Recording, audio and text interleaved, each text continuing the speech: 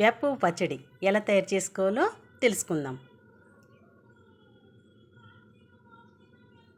ముందుగా మనం కావలసిన పదార్థాలు చూద్దామండి.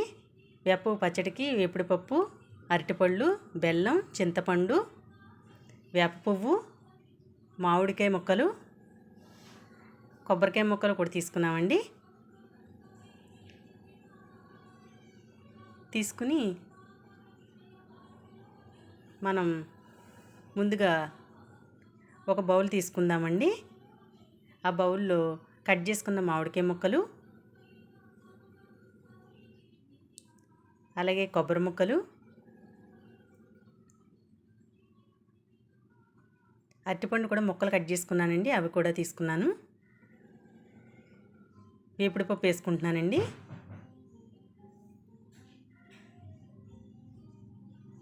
మనం తగినంత బెల్లం వేసుకుని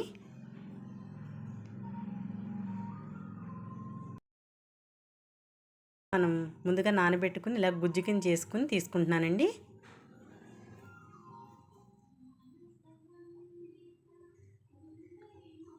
అలా తీసుకుని ఇవన్నీ బాగా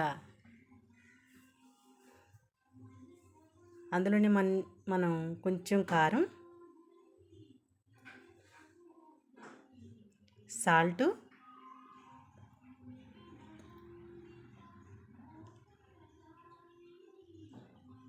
వేసుకుని బాగా మిక్స్ చేస్తున్నానండి.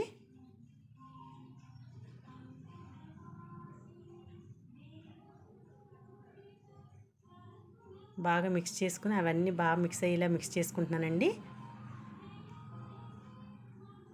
ఇప్పుడు అన్నీ మిక్స్ చేసుకున్న తర్వాత మనం వేప పువ్వు కూడా అందులో వేసి కలిపానండి.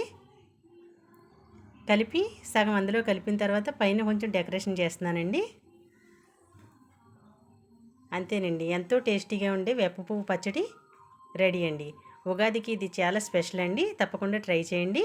మా వీడియో కనుక మీకు నచ్చినట్లయితే లైక్ చేయండి, షేర్ చేయండి, సబ్స్క్రైబ్ చేయండి. పక్కనే ఉన్న బెల్ ఐకాన్ క్లిక్ చేయండి.